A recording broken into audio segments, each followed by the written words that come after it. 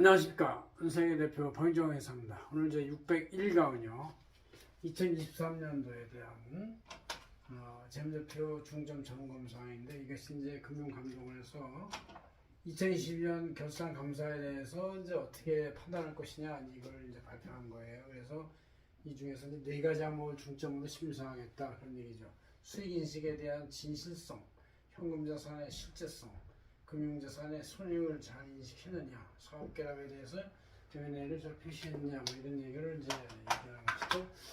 오늘은 우리 안수 재경채널을 올해 그래서 이제 지금 감사를 하고 있는데, 그래서 제가 급히 보도록 하는 것이죠. 이렇게 2월 1일자 내지 이렇게 잘 들어가 있어요. 하시고 내가 출력했으니까 보시면 되겠습니다. 자, 네 가지 쟁점은 뭐냐? 자, 수익인식.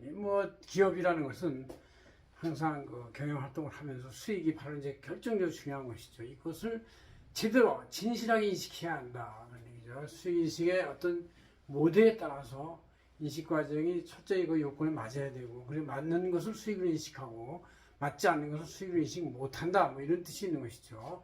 특히 제조건설업 외에는, 제조건설은 이제 이 물량이 이동이 되고 재화나 용역이 제공이 되고 이제 인수가 되는 것이 분명히 때문에 그게 좋은데, 그런 제조건설 외에 나머지 서비스업 같은 경우는 첫째, 계약이 정말 진실성 있게 이루어졌느냐, 그래서 어떤 계약상의 권리와 의무가 어떤 조건에 따라서 서로 잘 거래가 됐냐, 이런 것이 이제 일단 인지가 돼야 되고, 식별이. 그 다음에 이제 그 계약이 되면 이제 거기에 따라서 이쪽에서 서비스 의무, 그한테 어떠한 서비스와 권리를 약속하고 제공하는지, 그거의 조건이 잘 표시가 됐는지를 잘 파악을 해야 되고, 그 계약과 수행 의무에 대한 교환되는 어떤 대가의 상호관계에 따른 가격에 대해서 제대로 산정이 돼야 한다. 그래서 이제 고객한테서 받을 걸로 예상되는 대가를 제대로 잘 측정했는지가 제일 중요하고, 그 대가를 받으면 여기서 제공한 어떤 여러 가지 형태의 용역이나 이런 대응에 따라서 합리적 원가 배분을 해가지고 거기에 따른 수익도 잘 배분해서 책정을 해야 되겠다. 그런 것이 이제 수익인식의 쟁점입니다. 또 한 가지 더 있다면, 수익인식에 있어서 수익 의무가 다 끝났느냐, 그럼 수익인식을 하고, 그것이 또 어떤 경우는 그 수익 의무가 기간에 따라서 자동으로 이렇게 그 얼로케이션이 되는 게 있어요. 그래서 그런 기간에 따른 수익인식이 제대로 되느냐도 중요할 수가 있다, 그런 얘기죠. 그다음 두 번째로 이제 우리 요새 금융사고도 일어나고 옵티머스 사건도 일어났듯이 현금성 자산이 실제 그 회사에 존재하느냐.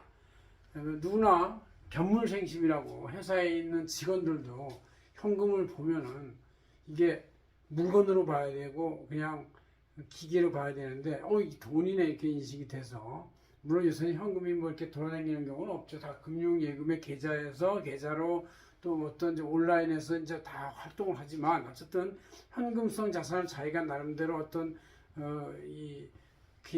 루프홀을 통해서 이렇게 잘 하면은 그 유탈할 수 있다는 생각을 할 수가 있어요. 그래서 현금성 자산이 실제 제대로 돼야 한다, 있어야 된다.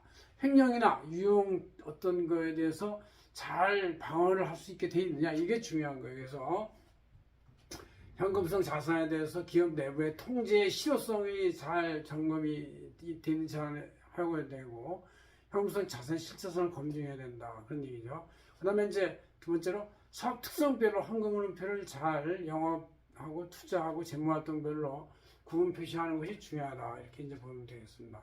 그럼 세 번째로 삼각형 원가의 금융자산이 이제 요새는 이제 증권화 시대죠. 모든 것이 부동산도 금융화 시대를 통해서 다 소액으로 그 증권으로 불려서 부동산이 큰 게 하나 있으면 이거를 다 소유할 수가 없으니까 조각조각 채권으로 주식으로 발행을 해서 이렇게 이제 부분소를 시키는 것인데, 이럴 때 이런 금융자산의 손실 가능성에 대해서 제대로 측정을 해야 된다. 왜냐하면 그 가격의 변동에 따라서 금융자산의 변동이 연동이 되기 때문에, 그 가격이 얼마나 흐름이 좋으냐에 따라서 이것도 그 손실 가능성이 있을 수 있다는 얘기죠. 그래서 여러 가지 그 매출채권 회전율을 잘 변동성을 봐야 되고, 손실 충당금의 설정에 대해서 차이가 있으면 문제사에 선정을 해서 그걸 파악을 해야 되겠다. 그다음에 사업연도별로 신용 위험이나 이런 위험이 유의적으로 어떤 증가가 되어 있는지를 판단해야 된다. 그런 얘기죠. 그래서 기대 손용 손실을 반영한다. 그다음 손인식 사업에 의한 여러 가지 변수나 가정 근거 이런 것이 이제 제대로 되어 있는지를 다 주석으로 공시해야 한다. 그런 얘기죠. 그러니까 네 번째로 이제 이 회사의 기업의 경영 환경, 전세 경영 환경이 이제 이렇게 안 좋을 수 있으니까 결국 기업 인수합병, 이제 소멸하는 기업, 다시 증가하는 기업, 상승하는 기업이 있기 마련이죠. 그러다 보면 인수합병이 이루어지는데 다양한 인수합병이 있어서 영업 양수가 증가하면서 이런 인수합병 시 취득자산의 취득 원가가 얼마로 제대로 적정히 측정이 됐느냐. 그 다음에 그 이후에 인수합병 자산 기업의 공정가치가 제대로 인식이 되느냐. 그래서 이제 이거를 투입문화 과정을 이제 중시해서 제대로 계산해야 되겠다는 얘기죠. 그래서 이런 사업결합의 내용을 특히 내용 속에 한 자산, 부채, 자본, 지분 비율 이런 거에 재무 영향을 잘 평가를 해서 공정가치의 여러 가지 종류별로 이제 인수금액을 추정상으로 잘 공시해야 된다는 것이 이제 있다. 그래서 이렇게 네 가지 수익인식과 형사상 실세, 그 다음에 금융사의 손실 가당성, 인수합병 자산에 대한 표시 이런 네 가지가 올해 2022년 재무제표에 대한 금융감독원의 중점 감시 아이템이다, 항이다 이렇게 보시면 여러분들이 이번에 감사할 때 특별히 이걸 더욱더 잘 보셔야 된다 그런 뜻을 말씀드립니다. 고맙습니다.